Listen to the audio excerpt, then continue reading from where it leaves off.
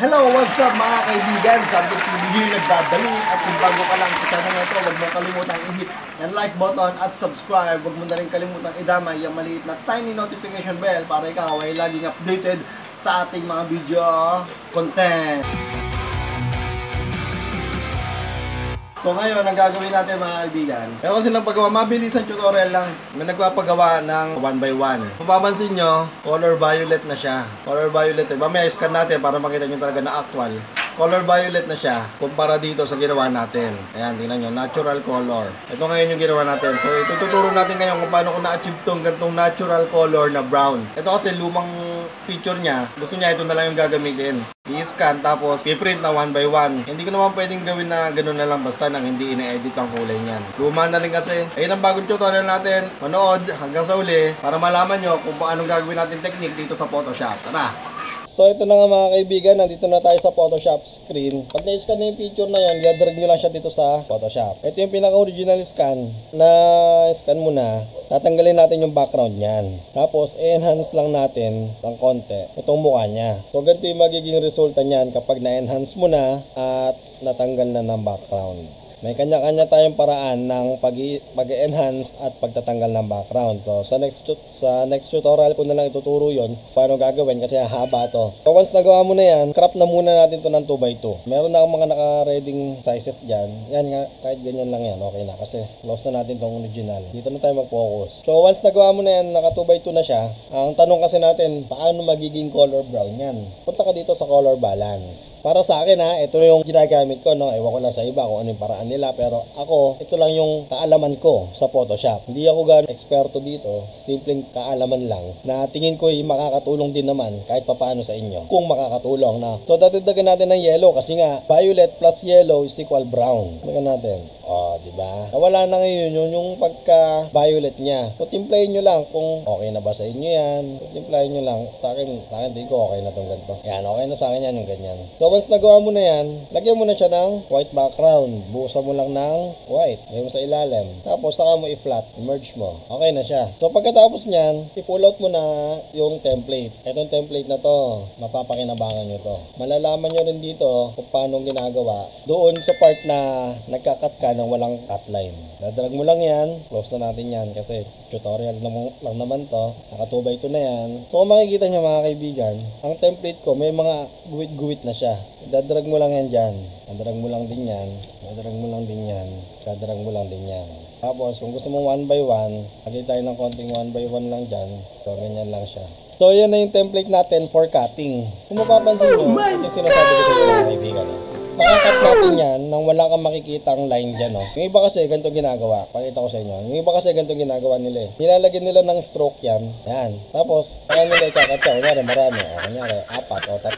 Kunyari ganyan. Saka nila ikakat yan. Kunyari 6 o. Kakat nila yan. Makikita mo, doon sa mismong printed, meron ka pang makikitang mga ganyan. May mga makikita ka pang line doon. Pangit tignan. Kapag may mga nakikita kang cut line na ganyan, parang gawang bahay lang. Diba? Hindi siya gawang studio. Hindi ko naman sinasabing studio tayo, pero mapagkakamalan tayong studio dahil sa gagawin natin. Pwede na!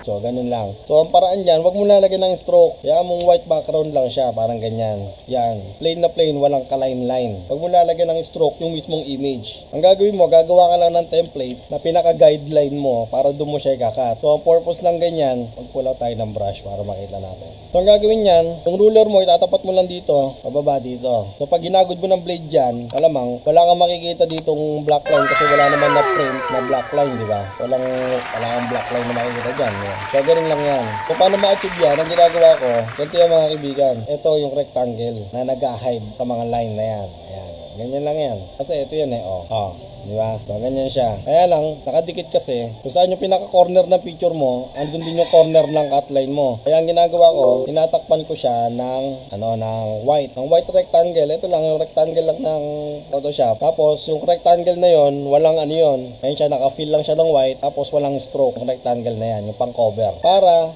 lumayo yung corner mo, yung outline mo dito. Oh. Ang galing! Ang galing!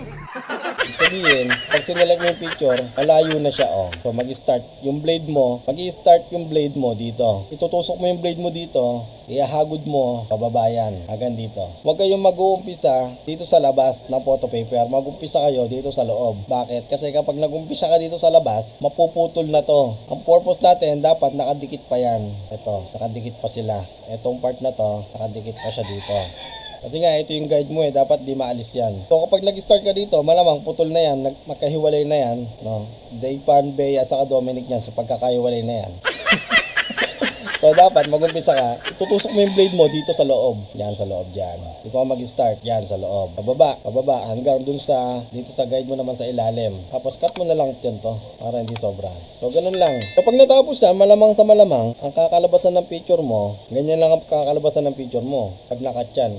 Imaginary lang line nun. Wala kang makikita black line, na cut line, ang pangit tignan, yeah. Parang gawang bahay. Hindi ko naman sinasabing lahat, pero kadalasan sa mga nakikita ko dito, may mga cut line, minsan ang kakapal pa ng stroke nila, nakaganyan. Number 3 pa yata yun. Tapos kapag kinat mong ganyan, kita mo yung line dito, pangit, sagawa. Sa atin, pag pinirit mo yan, mukhang studio yan. Mukhang gawang studio yan. Kasi wala kang makikita ng line dyan. So, ganun lang mga kaibigan. Simpleng tutorial lang pagdating sa Photoshop. No? Again, hindi ako expert dito sa Photoshop. Napag-aralan ko lang to sa sarili kong sikap nung dating-dati pa. So ngayon, gagamit ko siya. So sana meron kayong natutunan. Papakita ko na lang sa inyo yung pinaka finished product natin. So yun na nga mga kaibigan. Nakita nyo naman kung paano ginawa natin sa Photoshop.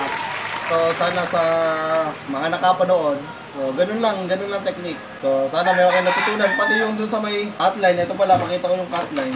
Ay, yung hotline na yung output. Makikita nyo, wala kang makikitang block dyan.